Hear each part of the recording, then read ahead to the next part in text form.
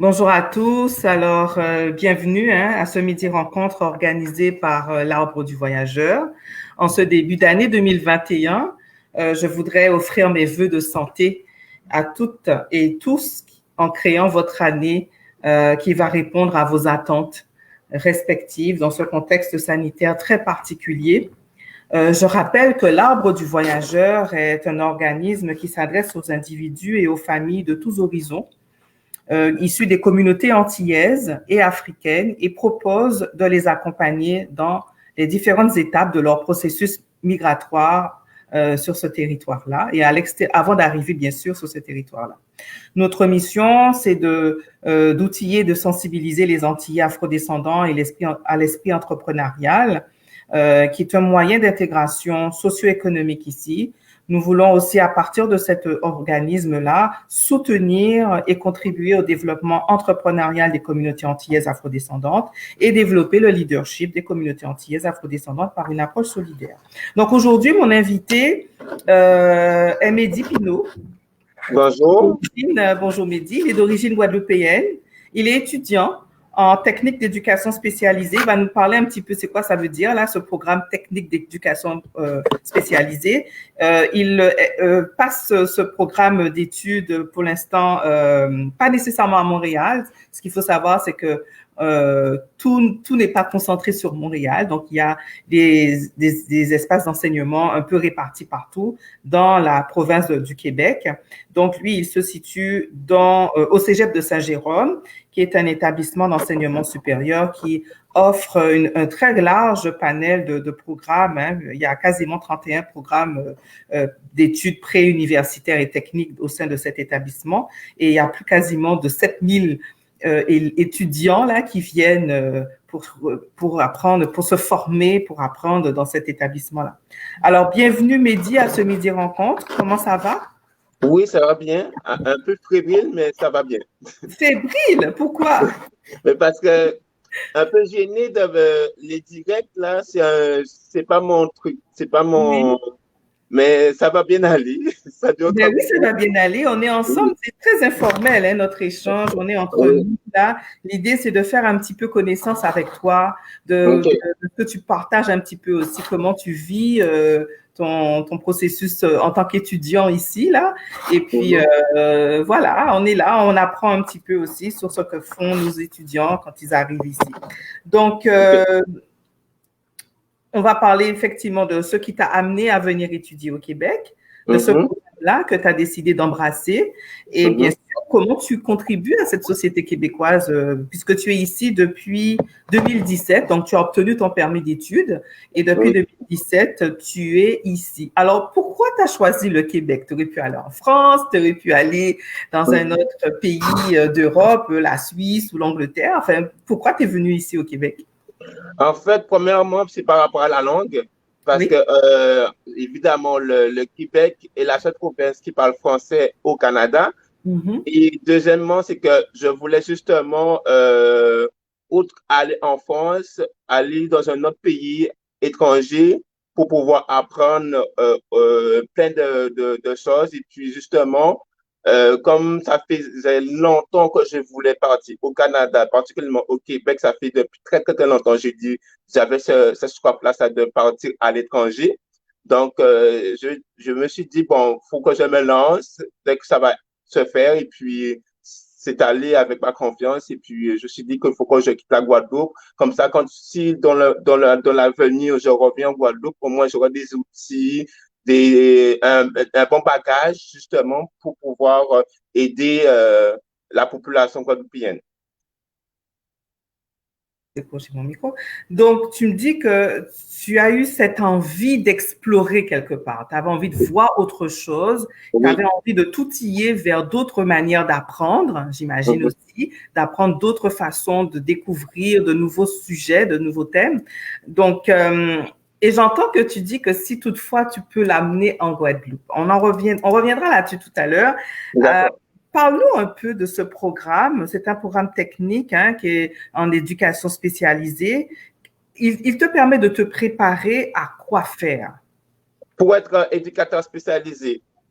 C'est aussi l'une des raisons pourquoi je suis venu au Québec, parce qu'en France, pour devenir éducateur spécialisé, c'est vraiment assez complexe. D'après ce que j'ai su, d'après mes souvenirs, je ne sais pas exactement ce que je veux dire. Il faut justement passer par un concours écrit et oral, et c'est très sélectif. Une fois qu'on arrive sur le concours, il faut s'inscrire dans une école d'éducateur spécialisé. Ça n'a pas changé depuis l'information que je suis en train de dire. Tandis qu'au Québec, c'est très accessible. Il n'y a pas besoin de concours pour faire une technique, quelle que soit la technique. Il n'y a pas besoin de concours pour accéder à une technique, sauf qu'il y a des cégeps. Un cégep, c'est plus un centre d'enseignement professionnel où on approche justement des formations, soit professionnelles ou pré-universitaires, c'est-à-dire des pré-universitaires qui accèdent directement à l'université. Et par rapport à ma technique, certains cégeps, justement, sont contingentés. Et justement, il y a beaucoup d'autres cégeps qui ne sont pas contingentés, donc c'est plus accessible pour les étudiants qui viennent d'ailleurs ou même qui viennent du Québec ou même du Canada peuvent accéder facilement. Pourquoi j'ai choisi éducateur spécialisé? Ça fait longtemps que je voulais justement faire éducateur spécialisé. Ça fait à peu près début lycée, à peu près. Quand j'étais au lycée, là, je voulais justement travailler dans le social. Et puis, parce que moi, je suis quelqu'un qui très empathique, qui aime aider les autres, et que par rapport à la qualité qu'on retrouve dans l'éducateur spécialisé, ben, ça me rejoint parfaitement. Et puis, en gros, l'éducateur spécialisé au Québec, c'est justement accompagner les personnes qui ont des difficultés vulnérables, c'est-à-dire avec les clientèles troubles du spectre de l'autisme, déficience intellectuelle. Ça peut être avec des personnes âgées, ça peut être dans une école primaire aussi avec des enfants. En fait, la tranche d'âge pour accompagner ces personnes-là, c'est entre 0 et 99 ans et plus.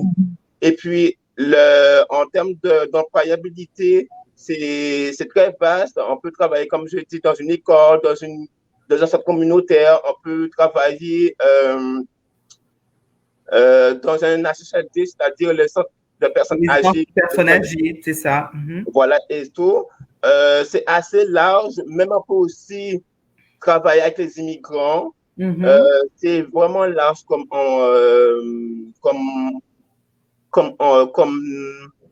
champ d'études.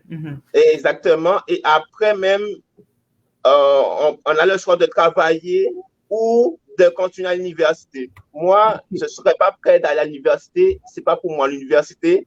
Après la technique, je vais travailler justement pour avoir de l'expérience. Et justement, ma clientèle que je préfère jusqu'à maintenant, c'est la clientèle DITSA, c'est-à-dire déficience intellectuelle et troubles du spectre de l'autisme. Voilà. Parfait. Alors, je rappelle un peu pour ceux qui nous suivent aux Antilles, parce que ce sont des programmes qui n'existent pas vraiment avec cette même appellation dans le système français, et puis qui rejoint aussi principalement les objectifs dont tu mentionnes. Donc, tu as parlé du cégep. Là aussi, il faut que les gens comprennent, mais le système français n'est pas le même qu'au Québec. Quand on parle de cégep, on parle vraiment d'établissements d'enseignement qui viennent, où on va trouver des programmes préuniversitaires ou des programmes techniques, donc qui nous amènent déjà à nous familiariser avec le marché de l'emploi, des manières de s'approprier déjà des pratiques pour intégrer le marché de l'emploi. Et donc, dans ce cégep-là, dans ce type d'établissement, il existe ce programme que Mehdi Pinault est en train de suivre depuis maintenant 3 ans, on va dire ça. Donc, cette année, tu es finissant cette année. En fait, je rajouterais que comme j'ai changé de cégep et de ville, fait que ça m'a comme rallongé mon parcours, mon cheminement. Donc, normalement, c'est censé terminer en 2020, mais je termine normalement en 2022. Parfait. En mai Le programme, 2022. normalement, il est sur quelle durée? 3 ans. C'est 3 ans. On est d'accord, c'est 3 ans. Donc, Et à je l'issue des rajouterais 3 années. que ce qui me suit aux Antilles et en France, la technique au Québec, c'est l'équivalent du BTS, Du justement, BTS, en France. Et, exactement. et, et les DEC préuniversitaires au Québec, c'est l'équivalent du baccalauréat système français. Voilà. Donc, avec une technique, on a à la fois un contenu théorique, mais on a aussi des périodes de pratique qui permettent de se familiariser dans le milieu de l'emploi, un milieu d'intervention s'il le faut, et qui donnent à ce moment-là une expertise par rapport à ce qu'on apprend et ce qu'on pratique quand on se retrouve en milieu formation quelque part. Il y a des périodes de formation qui sont offertes dans ces cours-là. Donc, comme disait Mehdi, son programme va beaucoup toucher des personnes qui se retrouvent en situation de vulnérabilité ou en situation aussi des enfants, des personnes âgées, ça peut être des adolescents. Et puis, la perspective professionnelle qui peut déboucher à la fin, après avoir terminé ce programme-là, c'est d'être beaucoup en milieu d'intervention. Je note que, en dehors de ce que tu as mentionné, on peut aussi, avec ce programme-là, être animateur, on peut être coordonnateur de services, on peut être un accompagnateur, on peut être un éducateur, même pour des centres de détention.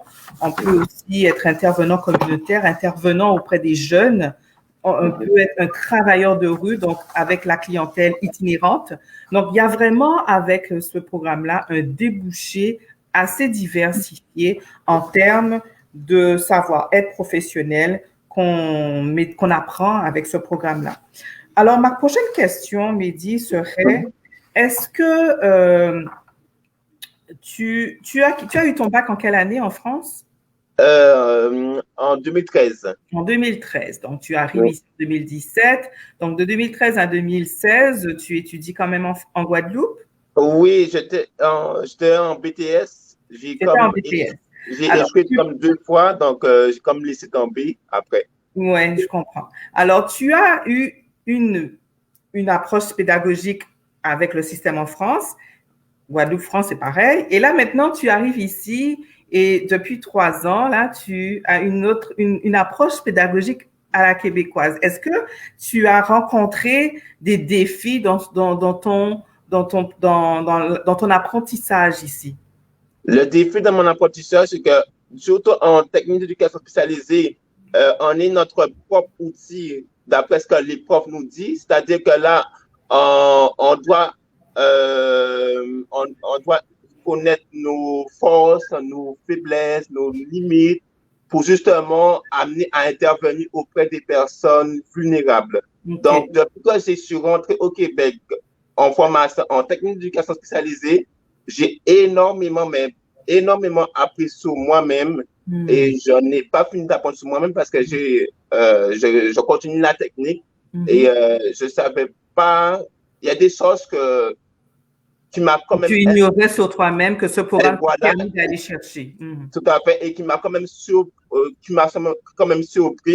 Et c'est sûr que là, le plus gros obstacle, là, comme c'est la confiance en moi, mais c'est pas comme ça me n'enfreint pas justement à ma formation parce que je fais des efforts, je mets des stratégies justement pour réussir. Okay. Quand j'ai des difficultés, ben moi, je n'hésite pas justement à aller chercher de l'aide parce que justement, le cégep est beaucoup encadré par des professionnels pour justement favoriser la réussite des étudiants. Donc, moi, avec toutes ces outils-là que le cégep met en place, j'arrive quand même à passer au travers parce que justement, les études, en gros, c'est quand même pas facile, que ce soit le pays, que ce soit le domaine d'études, c'est pas quelque chose qui est difficile, qui est facile à faire, justement. D'accord. Est-ce que là, tu as décidé tu étudies dans une ville qui se trouve dans la province du Québec, qui est Saint-Jérôme. Pour ceux qui nous suivent des Antilles, Saint-Jérôme, c'est pas proche, c'est pas Montréal. Souvent, les gens de l'extérieur ont tendance, quand ils parlent Canada, ils font référence à Montréal, mais Montréal n'est pas la seule ville qui existe au Canada. Et en plus, Montréal est une ville dans une province. Et une province, il y a plusieurs autres villes. Et donc, toi, tu es sur Saint-Jérôme. Saint-Jérôme à Montréal, ça fait une distance à peu près de 5 minutes en voiture, 1 heure de bus, 45 minutes de train. Voilà. Devant lui. Ça veut dire que si quelqu'un étudie à Saint-Jérôme, il peut pas faire tous les jours le va-et-vient Saint-Jérôme-Montréal. Il faut qu'il habite à Saint-Jérôme pour pouvoir être sur place. Et donc, ça signifie que la vie à Saint-Jérôme n'est pas la vie qu'on aurait à Montréal. Est-ce que toi, comment tu trouves, comment tu t'es adapté parce que tu sors de Guadeloupe dans une île avec un autre fonctionnement. Comment tu as vécu ton intégration à Saint-Jérôme? En fait, c'est sûr que ça fait que 3 ans et demi que je suis au Québec. Donc, au début, là, j'étais comme à Saint-Georges, c'est-à-dire dans le coin de Québec, côté est, la ville de Québec précisément, parce qu'il y a la province Québec et la ville de Québec qui est la capitale du Québec. Donc, c'est comme c'était une autre Québec. Bon, comme je vais parler plus là parce que ça va faire un suivi. À Saint-Georges, au début, ça allait super bien. Ça n'avait pas du mal à m'intégrer. Et c'est au fur et à mesure que j'ai réalisé que les régions sont pas faites pour moi parce qu'il y a les régions et les villes au Québec. Parce que c'est plus éloigné des grandes villes. C'est ça. C'est sûr que j'ai vécu longtemps en campagne pendant ma jeunesse, pendant mon enfance. Mais maintenant, là, comme je voulais avoir du changement, habiter vraiment dans une ville. Voilà, donc j'ai changé. C'est sûr que mon intégration au Cégep de Saint-Georges, ça a été, mais au niveau social, c'était très, très, très difficile. Très, très, très difficile pour moi au niveau social parce que quitter mes amis pour venir ici en Guadeloupe, au Québec, et je suis venu ici, je connaissais personne, pas de famille ici, donc la réalité est complètement différente. Et quand j'étais à Saint-Georges, du fait que ça n'avait pas de permis, les déplacements étaient complètement difficiles pour moi. Et j'étais carrément sur le bord d'avoir une dépression. Je dis, bon, comme j'ai vu que Saint-Jérôme faisait partie de ce que je voulais aller là, donc je me suis dit, bon, je vais trouver des moyens pour y aller à Saint-Jérôme pour finir mes études. Donc, j'ai mis des moyens pour justement déménager de cette ville et ça a eu du succès dans mon cheminement. Et depuis que je suis à Saint-Jérôme, je mets mes noms. Oui, Saint-Jérôme, oui. Oui, à Saint-Jérôme, ça va beaucoup mieux. Tu t'es fait des amis, tu as trouvé des repères et ça te permet avoir le sentiment d'être moins seul. Maintenant. Exactement. Il faut dire aussi que dans les régions, il y a beaucoup moins d'immigrants que dans les villes. Qui fait que là, à Saint-Georges, je me sentais comme un étranger, on va dire entre guillemets, tandis qu'à Saint-Jérôme, le fait que je ressemble. Et le fait que je croise beaucoup d'immigrants, donc je me sens plus à ma place. Il y a le transport commun, il y a beaucoup plus de choses à proximité, qui fait que maintenant, je me sens mieux psychologiquement et puis au niveau aussi scolaire, mon rendement a carrément changé et ça va mieux. Si tu devais donner un conseil à un jeune qui voudrait venir étudier ici au Québec, dans ton programme, quel conseil tu lui donnerais avant d'arriver? Qu'est-ce qu'il aurait à faire par rapport à ce que tu as vécu? Quel conseil tu lui donnerais? S'il n'aime pas les coins tranquilles, on va dire, les coins où il y a moins d'immigrants, de ne pas aller dans les régions, d'aller dans le Grand Montréal, mais pas forcément à Montréal. À Montréal, mais dans la zone urbaine. Parfait. Oui, parce qu'en fait, dans la zone de Montréal, là, c'est très sélectif niveau diplomation. Donc, si cette personne-là, ça peut aller justement rive nord, rive sud de Montréal, ça aurait été parfait parce que le coût des loyers sera beaucoup moins élevé qu'à Montréal parce qu'à Montréal, ça coûte très, très, très cher. C'est assez élevé. Selon le quartier, bien sûr. Donc, c'est ça. Et puis, vu qu'il y a beaucoup plus d'immigrants, il y a beaucoup plus d'affaires en termes d'employabilité aussi, donc le choix sera mieux d'aller là que c'est sûr que il y en a des immigrants qui peuvent aller aussi dans les régions, mais c'est à voir. Si c'est quelqu'un qui aime la tranquillité, qui aime la nature, qui aime un coin relax, je l'encourage. Mais si c'est quelqu'un qui aime vivre en ville, qui aime la nouveauté, qui aime pas forcément le bruit, parce que là où je suis à Saint-Jérôme, il n'y a pas tant de bruit, mais c'est ça.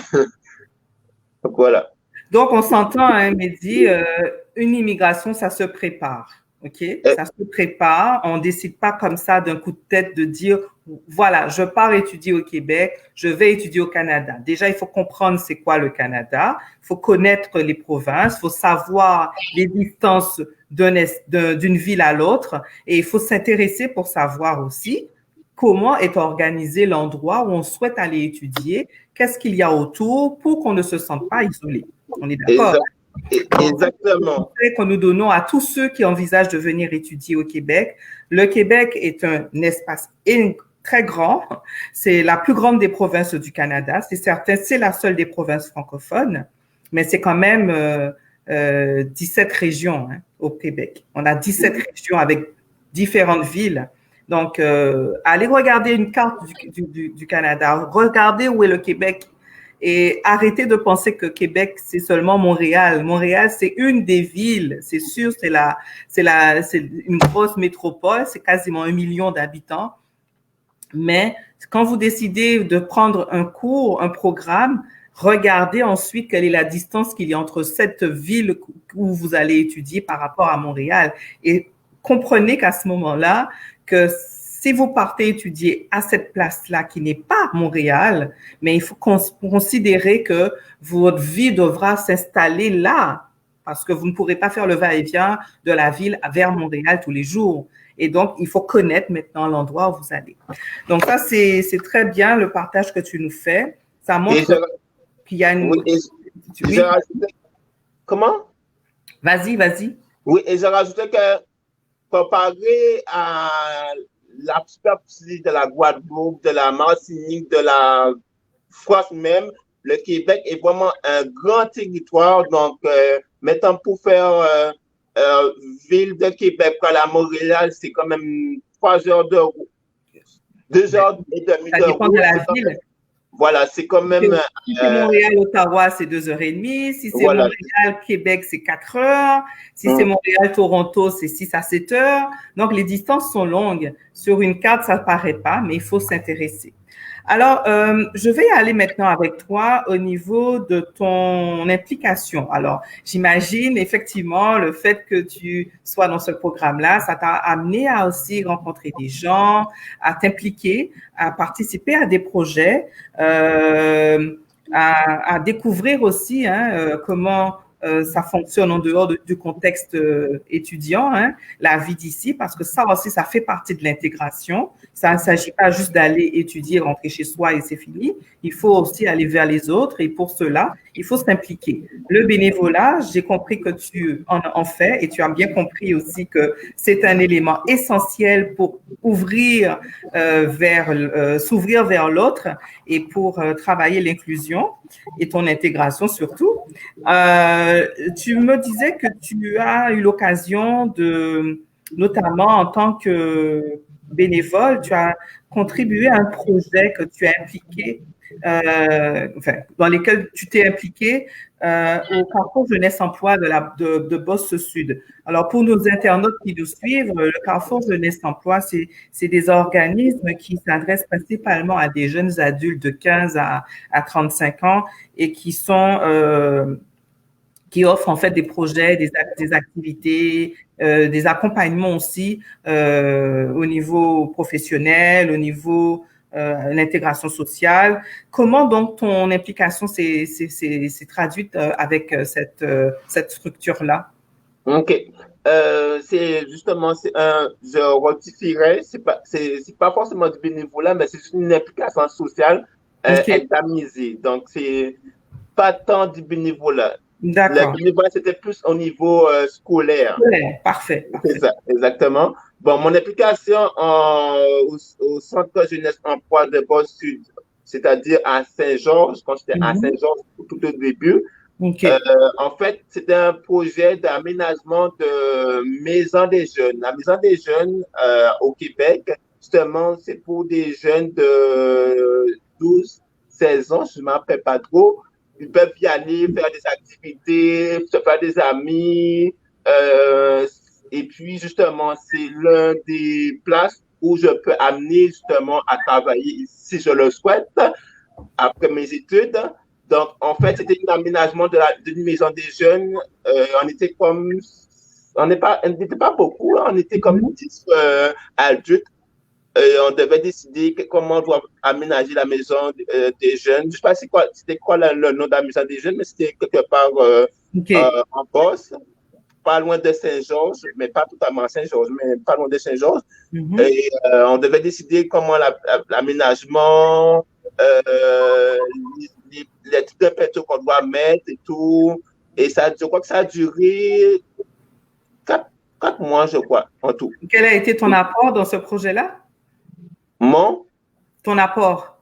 Mon apport, alors, ce qui m'a poussé à faire ce projet-là, c'est que comme j'avais auparavant fait un BTS économique et social et familial et que j'avais de l'expérience en termes de tout ce qui est aménagement de milieu, donc ça m'a permis justement de donner mes idées et aussi par rapport à la méthodologie de projet, ça m'a permis justement de leur dire, bon, quelles idées qu'il faut faire avant et après, parce que j'avais comme, même si j'ai pas eu le BTS, au moins j'avais les connaissances justement pour la méthodologie de projet, pour mettre en place des idées, qui fait que ça a quand même été soudé, tout le monde a partagé ses idées, la validation du chef de projet, et puis tout le monde a participé. C'est l'expérience que j'ai vraiment le plus adoré à Saint-Georges. OK. Alors là, notre rencontre va s'achever prochainement. Là, c'est déjà quasiment à l'arrivée, à la fin, du moins, pas à l'arrivée, à la fin. On a plusieurs internautes qui nous suivent. Je pense que tu as ton crew qui s'est connecté, hein, parce que il y a Reine Douillou qui dit bravo Pinot, Mehdi Pinot, Madeleine Raspail, pareil, Daniel, Agnès, mais oui, Sissi, Chloé, Daniel, enfin, tu as un crew qui te suit et qui t'encourage et qui te félicite d'ailleurs pour tout ce que tu fais. On dit que tu es même une personne inspirante pour plusieurs personnes. Merci, c'est gentil. Bravo Mehdi pour cela. Mehdi, est-ce que à la fin de ton programme qui s'achève, tu dis en 2022, c'est ça? Oui, exactement, en mai 2022. À la fin de ce programme, je sais que tu souhaiterais intégrer un emploi, comme on l'a nommé tantôt, il y a plusieurs possibilités d'occuper un poste de travail à la suite de ce programme-là. Est-ce que tu te vois occuper ce poste-là ici ou en retour au pays? Je souhaite vraiment ne pas retourner au pays. C'est sûr que après mon cheminement au Cégep, les étapes vont être encore plus complexes en termes d'immigration, donc il ne faut pas lâcher. Moi, je suis quelqu'un de général, de patient, et puis ça va bien aller. Et puis que c'est sûr que, évidemment, comme je l'ai dit tantôt, je m'en pencherai d'abord travailler avec les personnes immigrantes parce que comme j'ai déjà de l'expérience, déjà je suis quelqu'un d'immigrant et j'ai déjà vécu pas mal d'expérience et tout, c'est sûr que j'ai pas tant vécu le choc culturel parce que même si c'est le Québec, au moins c'est un pays comment on appelle ça, occidental. Donc les valeurs et tout ça sont vraiment semblables et tout. Donc c'est sûr que ça me dirait de rester au Québec après les études et même poursuivre si je veux aller à l'université ou bien de me spécialiser par rapport à une clientèle en particulier parce que la clientèle qui me passionne vraiment, c'est clientèle d'ITSA, déficience intellectuelle et troubles du spectre de l'autisme. Oui. Donc, mais je vais vraiment commencer à travailler avec les avoir ton expertise de travail d'abord ici, et puis tu verras après si tu fais un retour en Guadeloupe. C'est ça, exactement. Mais c'est pas encore décidé, ça va dépendre aussi du cheminement et tout, mais je reste quelqu'un de positif, donc j'y crois. En tout cas, tu es très soutenu parce qu'il y a d'autres témoignages qui rentrent là. Tu as de la famille en Guadeloupe qui te suit en ce moment, et qui te félicite et qui est très fière de toi. Tu as Bataz Indienne qui dit qu'elle est fière de toi, elle te fait un bisou. Il y a ta tante qui te dit bravo de continuer sur ta lancée. Tu es un homme très persévérant et qui sont fiers de toi.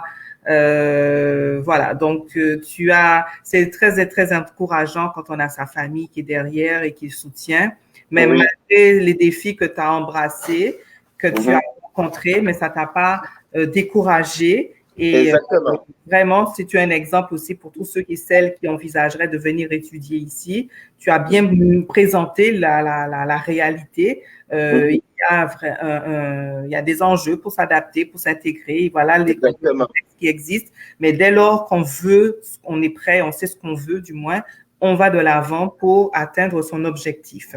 Donc, oui, il faut vraiment avoir un mental assez fort pour justement quitter ton pays d'origine pour aller dans un autre pays. Tu connais personne. Il faut vraiment le faire parce qu'il y en a quand je leur demande, quand quelqu'un me dit d'où tu viens, je leur dis les Antilles françaises, la Guadeloupe. Ils disent, mais qu'est-ce que tu fais au Québec? Je dis parce que. Tout le monde pose la même question. Qu'est-ce qu'on fait? Tout le monde me pose tout la même question. Qu'est-ce que tu fais dans le froid? Ben, parce que j'aime le froid, je préfère le froid. Et quand je dis que je préfère le froid, tout le monde dit OK. Alors, notre midi rencontre touche à sa fin. Ça y est, nous avons j'ai été du moins ravie de te recevoir à cet échange ce mercredi-là, pour parler de ce que tu fais, de ce que tu étudies, pour parler de tes implications, de la personne que tu es, reste telle qu'elle, Mehdi. Et puis, l'Arbre du voyageur est là, hein, donc n'hésite pas, si tu as besoin d'avoir une référence, un accompagnement, nous sommes là. Et reviens nous voir pour nous donner la suite de l'avancée de tes projets. On sera ravis de l'annoncer, là, de le communiquer, dès lors que ça peut aider, ça peut inspirer les autres également. Et je serai ravi un jour, et j'espère qu'à la fin de la pandémie, là, que je serai venir vous rendre visite, et puis ça me fera plaisir de m'impliquer justement bénévolement. On aimerait ça. Alors, merci à tous de nous avoir suivis. Notre midi rencontre touche à sa fin. Il est 12h30 pour nous à Montréal, ainsi qu'à Québec. J'imagine 13h30 aux Antilles. Vous avez déjà terminé de manger. Je sais qu'aux Antilles, c'est l'heure où on va faire la petite sieste pour ceux qui sont à la maison. Alors, nous sommes là et nous vous invitons à rester connectés sur notre page Facebook et notre site Internet. Nous avons de prochaines activités qui s'en viennent. La semaine prochaine, nous recevons notre invitée qui va venir nous parler. Elle est d'origine aussi guadeloupéenne, Jennifer Antoine, qui est étudiante en administration des affaires à HEC Montréal. Et elle viendra nous parler d'ailleurs d'un sondage qui rentre dans le cadre de son cours d'études. Elle-même, elle est là depuis 2017, même période que Mehdi. Donc, c'est une petite cohorte de jeunes qui sont en train de finir leur programme, qui sont en train de se trouver en transition entre la fin de leur étude et puis chercher à travailler, réfléchir, est-ce qu'on reste, est-ce qu'on part. En tout cas, nous allons la rencontrer, elle nous parlera un petit peu de son activité, de ce qu'elle fait. Et puis, nous avons déjà annoncé une prochaine activité qui s'en vient pour le mois de février, puisque à Montréal, comme à travers tout le Canada, le mois de février, c'est le mois de l'histoire des Noirs. Donc, nous, en tant qu'Antillais, nous avons aussi cette place à présenter notre présence dans ce pays et à l'occasion du mois de l'histoire des Noirs. Donc, nous allons avoir une activité qui est une table ronde qui va à la fois faire un lancement du livre de l'auteur Mathieu Gama, cet ouvrage qu'il a sorti récemment qui parle du jour où les Antilles deviendront un peuple. Et autour de cet ouvrage, nous allons avoir une table ronde qui sera animée, bien sûr, en virtuel. Alors, toute l'information est accessible sur notre page Facebook et sur notre site Internet. Soyez connectés, ça sera un live direct du Facebook de l'Arbre du Voyageur. On vous dit à bientôt et au plaisir de vous retrouver. Au revoir. Et merci à tous ceux qui m'ont suivi à ce direct. Allez, bye. Bye.